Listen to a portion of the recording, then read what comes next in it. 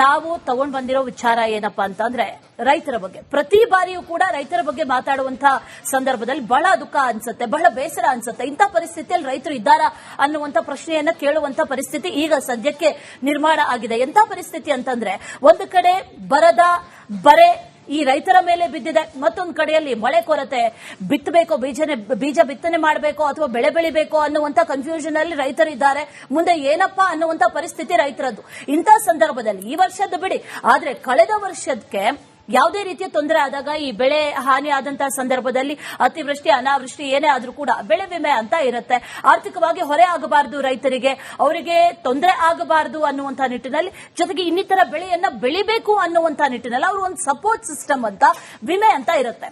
ಅದಕ್ಕೆ ಅವ್ರು ದುಡ್ಡು ಕೂಡ ಕಟ್ತಾರೆ, ಏನು ಫ್ರೀಯಾಗಿ ಏನು ಕೊಡುವಂತದ್ದಲ್ಲ. ಆದ್ರೆ 1650 ರೂಪಾಯಿ ಕಟ್ಟಿದ್ದಾರೆ.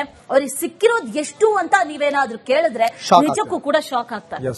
ಇಷ್ಟ ಅಷ್ಟ ಅನ್ನುವಂತ ಪ್ರಶ್ನೆಯನ್ನ ಖಂಡಿತವಾಗ್ಲೂ ಕೇಳ್ತೀರಾ. ಯಾಕಂದ್ರೆ ಸರ್ಕಾರನೋ ಅಥವಾ ವಿಮೆ ಕಂಪನಿನೋ ಯಾರಿಂದ ಈ ಕಳ್ಳಾಟ ಆಗಿದೆ ಅನ್ನುವಂಥದ್ದು ಬಯಲಿಗೆ ಬರಬೇಕು. ರೈತರಿಗೆ ಸದ್ಯದ ಪರಿಸ್ಥಿತಿ ಗಾಯದ ಮೇಲೆ ಬರೆ ಎಳೆದಂತಾಗಿದೆ. ಸರ್ಕಾರ ಯಾಕೆ ಹೀಗೆ ಮಾಡ್ತಾ ಇದೆ ಅಂತ ರೈತರು ಪದೇ ಪದೇ ಪ್ರಶ್ನೆ ಕೇಳ್ತಾ ಇದ್ದಾರೆ.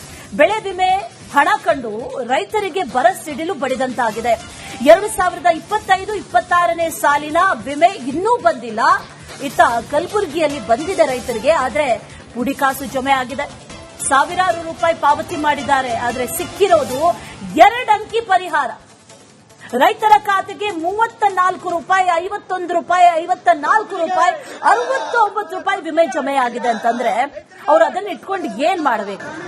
1 ಎಕರೆಗೆ 600ರಿಂದ 800 ರೂಪಾಯಿ ಕಟ್ಟಿದ್ದಾರೆ ರೈತರು. ನೀರಾವರಿ ಭೂಮಿ, ಕೃಷಿ ಭೂಮಿ, ಈ ರೀತಿ ಬೇರೆ ಬೇರೆ ರೀತಿಯ ವಿಮೆಗಳಿದೆ. ಆ ನೀರಾವರಿ ಭೂಮಿಗೆ 1650 ರೂಪಾಯಿ ಕಟ್ಟಿದ್ದಾರೆ ಅನ್ನದಾತರು. ಮಿನಿಮಮ್ ಅಂತಂದ್ರೂ ಕೂಡ ಮಿನಿಮಮ್ 10,000ದಿಂದ 15,000 ಬರಬೇಕು. ಆದ್ರೆ ಬಂದಿರೋದೆಷ್ಟು ಹೇಳಿ? 2 ಅಂಕ, 29 ರೂಪಾಯಿ, 39 ರೂಪಾಯಿ, 69 ರೂಪಾಯಿ, ಈ ರೀತಿ ಬಂದಿದೆ. ಇದನ್ನ ನೋಡಿ ಶಾಕ್ ಆಗಿದ್ದಾರೆ. ಎಲ್ಲಿಂದ ಬಂತಿದ್ದು? 1650 ರೂಪಾಯಿ ಬ್ಯಾಂಕ್ ಅಲ್ಲಿ ಇಟ್ಟಿದ್ರು ಕೂಡ 2 ವರ್ಷ, ಬಹುಶಃ ಇಂಟ್ರೆಸ್ಟೇ ಒಂದು 29-30 ರೂಪಾಯಿ ಬರ್ತಿತ್ತೇನೋ. ಆದ್ರೆ ಅದು ಕೂಡ ಇಲ್ಲದಂತ ಪರಿಸ್ಥಿತಿ ಈಗ ಸದ್ಯಕ್ಕೆ ರೈತರದ್ದು. ಕಲಬುರಗಿಯಲ್ಲಿ ನಡೆದಿರುವಂತಹ ಘಟನೆ ನೋಡಿ. ಇದು ಕೇವಲ ಕಲಬುರಗಿ ಮಾತ್ರ ಅಲ್ಲ, ಅನೇಕ ಕಡೆಗಳಲ್ಲಿ ಇಂಥದ್ದೇ ಘಟನೆ ಆಗಿದೆ. ಗ್ರಾಮಸ್ಥರು ಆಕ್ರೋಶವನ್ನ ವ್ಯಕ್ತಪಡಿಸ್ತಾ ಇದ್ದಾರೆ.